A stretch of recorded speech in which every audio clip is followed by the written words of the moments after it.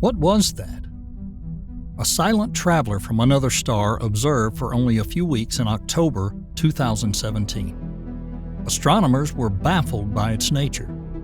It passed by at nearly 54 miles per second, its light flickering in a 6 to 6 to 1 ratio, suggesting an almost impossible shape. And its surface glowed red from billions of years of cosmic radiation. Yet it left no trace of dust or gas behind. In 2023, laboratory experiments revealed that the object's strange acceleration was caused by hydrogen slowly leaking from its interior in a fine, invisible jet undetectable by telescopes, but acting like invisible thrusters, enough to propel an object the size of a football field. Here's the kicker. Very recently, a fascinating project refined its mission concept, proposing new trajectories and advanced propulsion ideas. What is this project's focus? Catching up with this ghost by the year 2050. The launch is scheduled for the late 2020s. The stage is set. An astronomical mystery and humanity's bold response.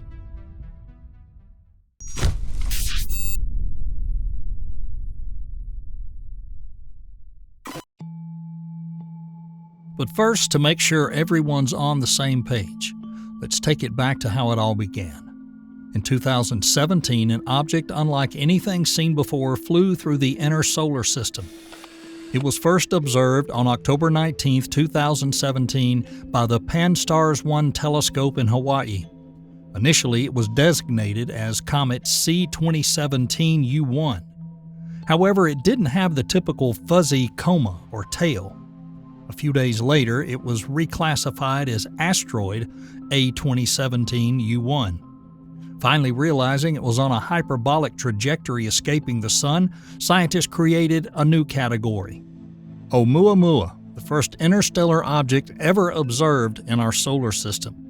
The name Oumuamua comes from the Hawaiian language and means a messenger from afar arriving first, a reference to the telescope's location and the object's status as a cosmic scout. From the very beginning, Oumuamua was bizarre. It was fast, on a hyperbolic trajectory, indicating it came from beyond our solar system and wasn't gravitationally bound to the Sun. At its closest approach, it was within Mercury's orbit, moving at around 54 miles per second before the Sun's gravity slingshotted it back outward. Telescopes around the world raced to observe it during the few weeks it remained visible. They found that as Oumuamua tumbled, its brightness changed dramatically, suggesting an extremely elongated or flattened shape. Early estimates suggested it could be up to 440 yards long with a 10-to-1 aspect ratio, like a space cigar. Later, light curve analysis hinted it might actually be more disc-like, with pancake-like proportions of 6 to 6 to 1. Either way, it didn't resemble any known asteroid or comet. It was also relatively small, only a few hundred feet across, and dark red, likely due to millions of years of exposure to cosmic rays weathering its surface. Importantly, Oumuamua showed no signs of typical cometary gas or dust. According to astronomer Karen Meach, even under deep observation as it passed the Sun, there was not even a hint of dust around it. But, to everyone's surprise, its trajectory couldn't be explained by gravity alone. It had a slight non-gravitational acceleration as it left, as if something gently pushed it from behind. Normally, a push like this would be due to gas release from a comet, but no such gas was detected. This paradox of acceleration with no visible engine puzzled scientists. Was there something being emitted that we just couldn't see? Or was this not a natural object at all? Popular media speculated that Oumuamua might even be disguised alien spacecraft.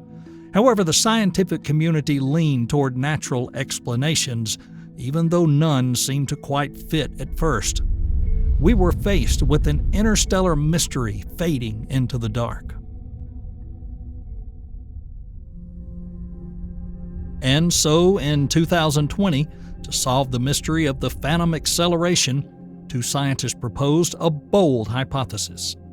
Daryl Seligman and Gregory Laughlin suggested that Oumuamua could be made of an extremely unusual material, molecular hydrogen ice.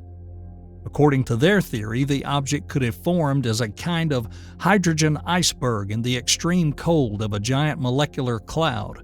When it approached the sun, solar radiation began to sublimate the H2 ice, turning it directly from solid to gas, even at very low temperatures.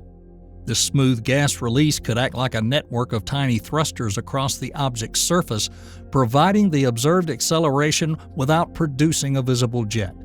Since pure hydrogen gas is essentially invisible because it doesn't form a bright tail or produce detectable spectral lines in the optical or infrared ranges, the object could behave like a comet while appearing as an asteroid. This hypothesis neatly explained two mysteries at once: the lack of a coma and the non-gravitational acceleration.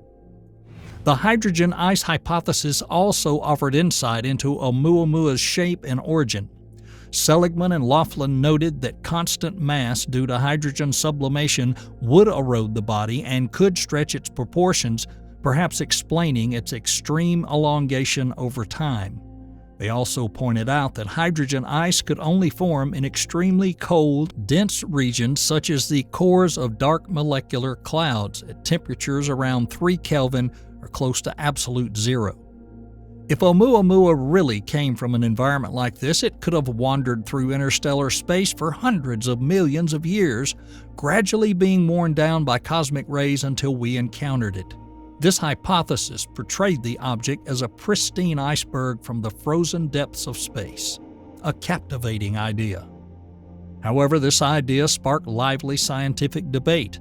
Later in 2020, Thiem Hoang and Avi Loeb published a critique questioning the feasibility of hydrogen icebergs surviving such a journey. Their analysis revealed several critical problems. First, interstellar starlight alone would gradually heat and destroy a hydrogen-based object over time. They calculated that an object of such size would completely evaporate in less than 10 million years due to starlight within the galaxy.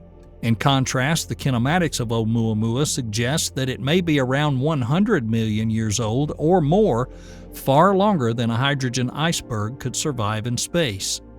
Additionally, when passing through the dense clouds or nebula it likely originated from, collisions with gas and dust would accelerate the evaporation of hydrogen ice even further. Perhaps the most compelling argument from Hoang and Loeb was that the formation of a large chunk of solid hydrogen in the first place is extremely unlikely, since any embryonic grains of hydrogen ice would likely have been heated and dispersed before they could merge into a macroscopic iceberg. In short, the critique concluded that a pure hydrogen iceberg would not have survived long enough to reach us. It would have melted away like a cosmic snowflake long before entering our solar system. This scientific back and forth was a vivid example of the scientific method in action, hypothesis and rebuttal, steadily inching closer to the truth. But if it wasn't a hydrogen iceberg, then what was this object? After several years of reflection, a new explanation emerged in 2023 that many experts found compelling. Chemist Jennifer Bergner and returning collaborator Daryl Seligman proposed that Oumuamua wasn't composed of exotic hydrogen ice at all, but was more likely a typical water ice-rich body. In essence, a comet-like fragment that had undergone an unusual transformation during its billions of years in space. The idea is that as this icy object traveled through interstellar space, it was constantly bombarded by cosmic rays, high-energy particles capable of penetrating deep into the ice. In lab experiments, when water ice is irradiated, part of it can chemically break down.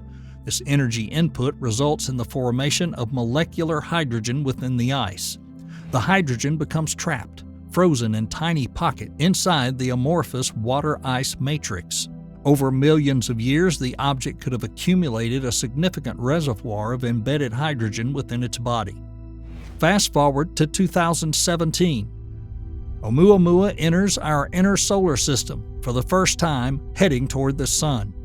It heats up, but only moderately. The surface never becomes hot enough to significantly melt the water ice, and no water vapor was detected. However, this mild warming was sufficient to anneal the ice, in other words, restructure its lattice and release the trapped hydrogen gas from its pores. This slow, steady hydrogen release could have produced gentle thrust. Bergner and Seligman calculated that the release of just tens to hundreds of grams of hydrogen per second distributed across the surface would be enough to cause the observed acceleration. And since hydrogen is extremely light and inert, it would escape without any bright glow or reflection, no visible coma, no dust cloud.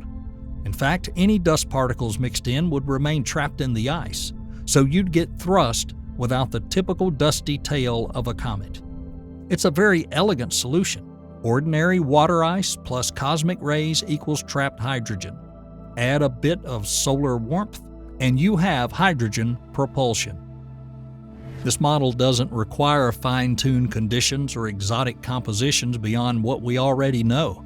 It also matches the known properties of the object: a reddish surface consistent with a cometary body weathered by cosmic exposure, the lack of observed gases, the small size, and the measured level of acceleration. In the end, Bergner and Seligman argue that Oumuamua was likely very comet-like. It just spent long enough in the state of interstellar deep freeze to develop this hydrogen charge in its icy core. When touched by sunlight, it behaved like a disguised comet. This explanation gained popularity because it fits the puzzle without invoking alien technology or ultra-rare materials. It's an elegant and surprisingly simple explanation for a very strange behavior.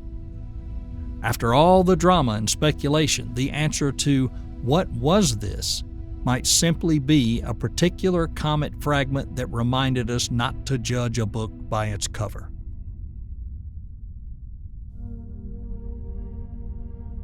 While we debated the question of what it's made of, another mystery remained. From what distant shores did this interstellar traveler begin its journey? We only have rough estimates of its origin, but researchers have proposed some plausible scenarios.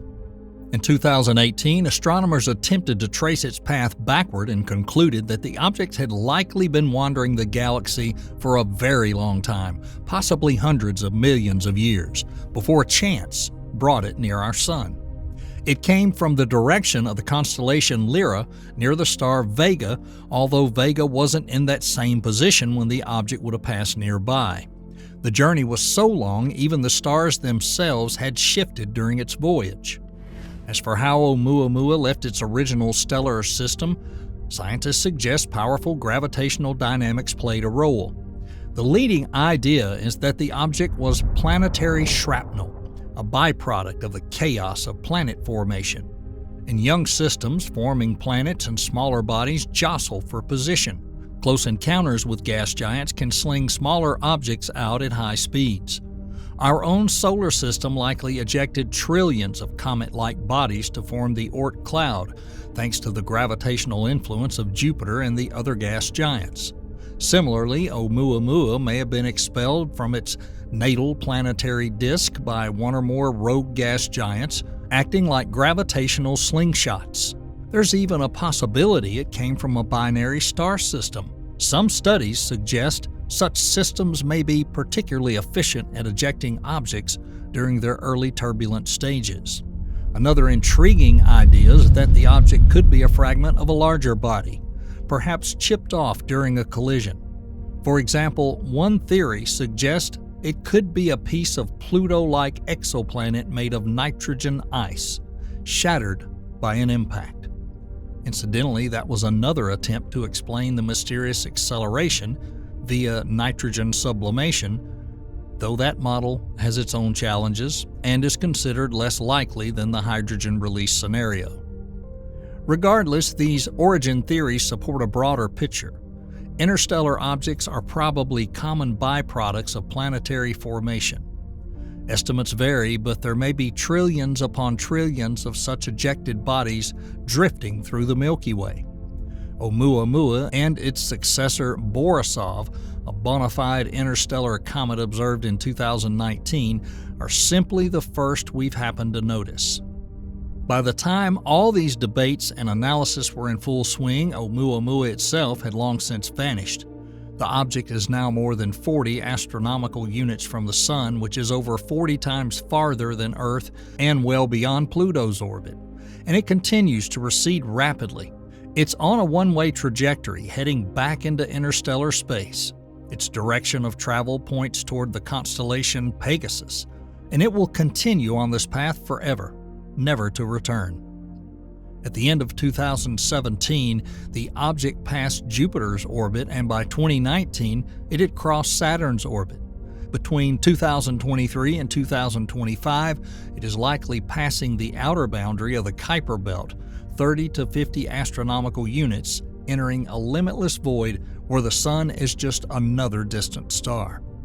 The object's velocity relative to the Sun ensures that our star's gravity won't pull it back. From a practical standpoint, Oumuamua is now too distant and dim for any telescope to observe. It's sobering to realize that if we had more effective observational capabilities, we might have gathered more data or even sent a probe to perform a flyby. But the object was discovered only after it had already looped around the Sun and was speeding outward at full velocity. With current technology, there was simply no way to catch up to it in time. This realization served as a wake-up call, prompting the development of a new strategy to prepare for the next interstellar visitor. Fast forward to the present. Right after Oumuamua's discovery, a group of enterprising scientists and engineers asked, what if we actually tried to chase it down? Thus, Project Lyra was born, initiated in late 2017 by the Initiative for Interstellar Studies. The goal of Project Lyra was to assess the feasibility of sending a spacecraft to intercept Oumuamua or objects like it using current or near-future technologies. It's a bold challenge. Oumuamua was leaving the solar system at about 16 miles per second, or 5.5 astronomical units per year relative to the Sun. That's faster than any probe humanity has ever launched. For reference, the fastest spacecraft to date, Voyager 1, travels at about 10.5 miles per second. Nevertheless, the Project Lyra team found that a mission could theoretically catch up with Oumuamua using carefully planned trajectories and powerful propulsion systems. In early studies published in 2018 and 2019, they proposed using a solar oberth maneuver, essentially sending a spacecraft very close to the Sun to perform a high-speed engine burn at perihelion, using the Sun's gravity to gain additional velocity. This is similar to what the Parker Solar Probe does, diving to within approximately 10 solar radii, but taken even further to maximize speed. This maneuver could accelerate a spacecraft to over 45 miles per second, fast enough to overtake Oumuamua in just a few decades. The catch is that surviving a blistering solar approach requires a robust heat shield, and the timing of the launch is critical. The optimal launch window for a solar oberth maneuver was around 2021, but that was too soon to realistically design and launch a new spacecraft. Not discouraged, the team explored later opportunities. In a 2019 paper, they outlined launch windows in the late 2020s and early 2030s. Surprisingly, they found that even if we waited 10 years or more with the right planning, a mission could still catch up to Oumuamua by the late 2040s. Key options include launches in 2028, 2030, and 2033, each with different trajectory strategies. One scenario involves launching in 2028 and using Jupiter's gravity along with an oberth burn to set the spacecraft on an intercept path. This plan involves planetary flybys, possibly Venus, Earth, and another Earth pass to reach Jupiter, then performing a high-speed engine burn near Jupiter to gain massive velocity and finally intercept Oumuamua sometime in the 2050s. The advantage here is that there is no need for a solar heat shield. as the mission avoids close passes to the Sun. The downside is a longer flight time and significant fuel demands for the Jupiter burn. Another trajectory found by the team considers a 2026 launch with a finely tuned chain of assist. However, that would require launching too soon and was mostly treated as a theoretical exercise. Overall, Project Lyra's analysis shows that if launched in the early 2030s, a rendezvous within 15 to 20 years is achievable, arriving at Oumuamua wherever it will be by around 2047 to 2050. These are relatively fast-track missions by conventional standards. New Horizons took nearly a decade to reach Pluto at 30 AU, and we're talking about going 2 to 3 times faster. But the project realization is within reach using multi-stage rockets, gravitational assists, and a few new technologies. Studies suggest relying on near-term capabilities, such as SpaceX's Falcon Heavy, NASA's SLS rockets' high-energy upper stages, and existing heat shield materials.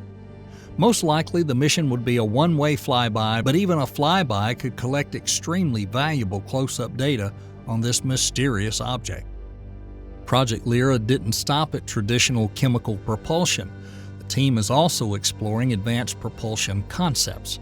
One concept is to use nuclear thermal propulsion, essentially rockets powered by nuclear reactors that heat the fuel, which could roughly double the performance of chemical rockets. A 2021 study showed that a nuclear-powered interceptor could potentially reduce flight time and even allow for sample return to Earth.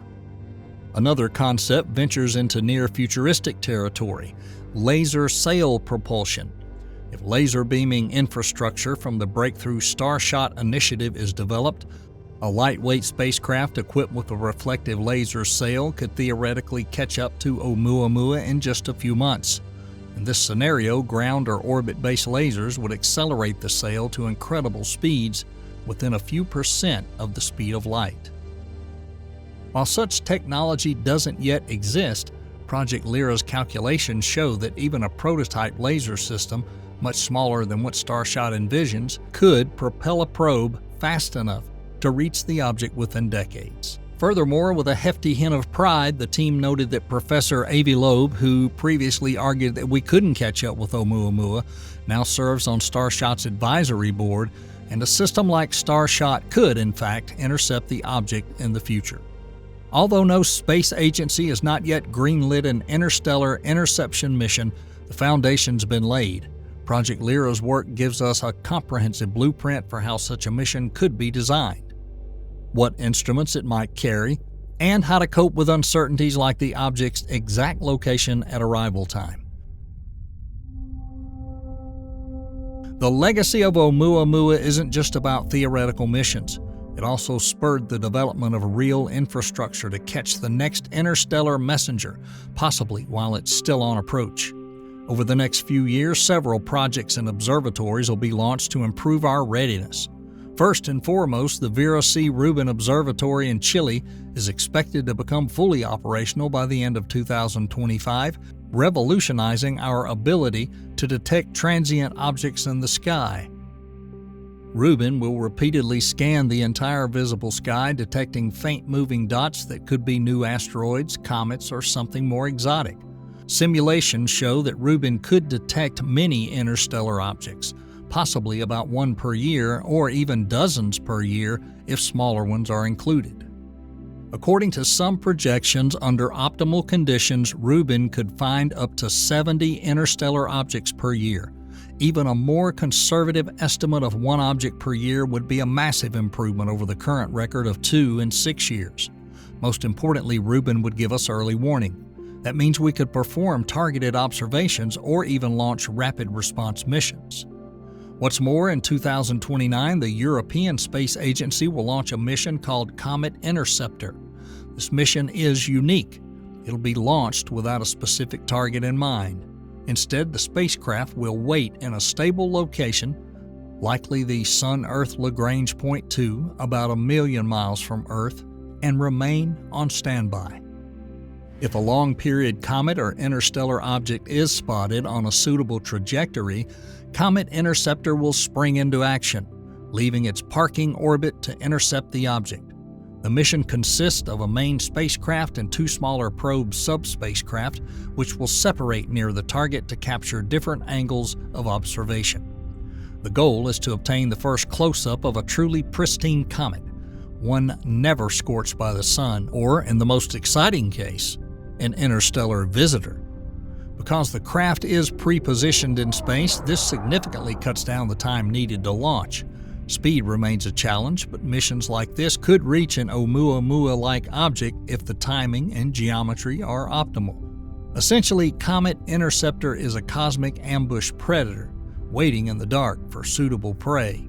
Its default mission is to intercept distant comets.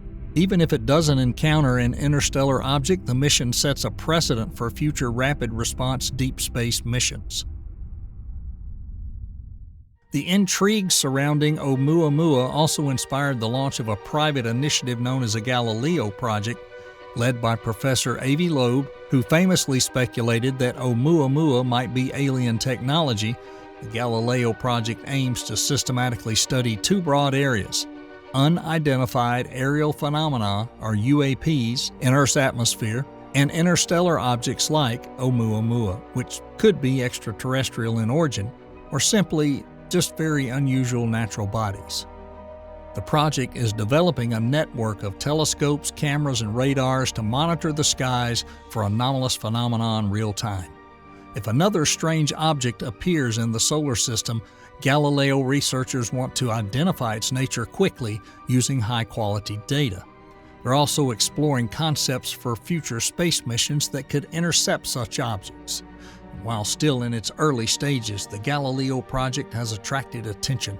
Even astronomers skeptical of the alien hypothesis agree that the tools and data produced by Galileo may prove valuable in catching the next interstellar visitor. Together, these developments mark the beginning of a new era. We're evolving from passive observers caught off guard into active hunters of interstellar phenomena. The next time an object from another star visits, we may be able to detect it early, study it up close with spacecraft, or, at the very least, finally figure out what it is or isn't. The question is no longer if we'll find more of these interstellar nomads, but when. And each one has the potential to tell us something profound about worlds beyond our own. In the meantime, we watch and prepare, with humility and curiosity in the face of the wonder carried by a messenger from distant realms, and with the resolve to be ready for the next interstellar guest.